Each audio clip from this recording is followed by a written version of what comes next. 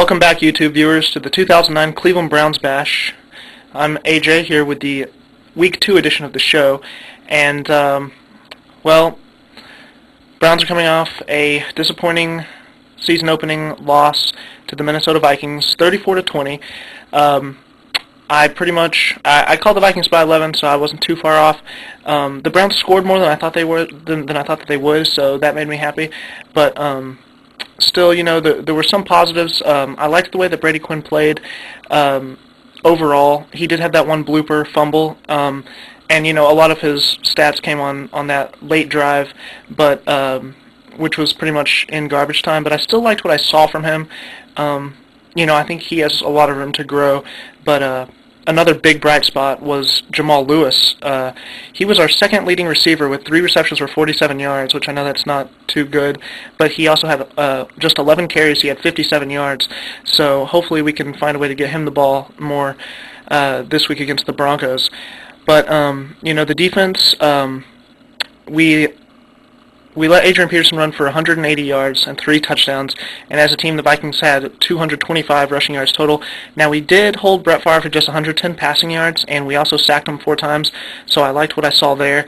But in the end, the Vikings get the win 34-20, and they now lead the overall series against the Browns 11-3, and we have only beaten the Vikings 3 times, and those 3 wins are by combined 13 points, so they have dominated the regulars. Well, the overall series against the Browns, the Vikings have. But now this week, we travel to Denver. Not an easy place to play, but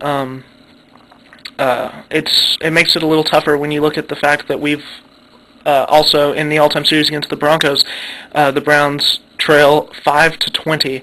So just we opened up the season against 2 teams that have completely dominated us in our histories.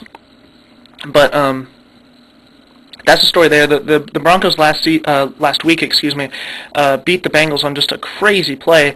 They scored with 11 seconds left on a huge pass from Kyle Orton to Brandon Stokely, and that's just so depressing for Bengals fans, I'm sure, but especially for the Bengals team. But you know, I don't know if that's really a good or a bad thing for the Browns, because you could say, well, the Broncos, you know, they're all pumped up, and that'll help them, but at the same time, you know, following a win, you can't say that they're going to be angry about a loss. So, really, I don't really know what to expect from this game, because last season, the Browns-Broncos game was just a fantastic game. It was, I still remember, on Thursday night, but that was a really good back-and-forth game, and from what I remember of it anyway, but hopefully this game is good as well. I mean, obviously, I'd rather the Browns, I guess, blow out the Broncos if I had that choice.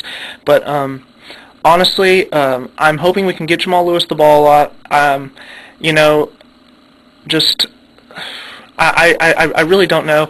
I'm tempted to pick the Browns in this game, but I'm going to have to go with the Broncos by 3. But I think it's going to be a good game. I think that the home field advantage is going to win it for the Broncos. But you know, as usual, go Browns, and hopefully we can get a win here and even out our record at 1-1.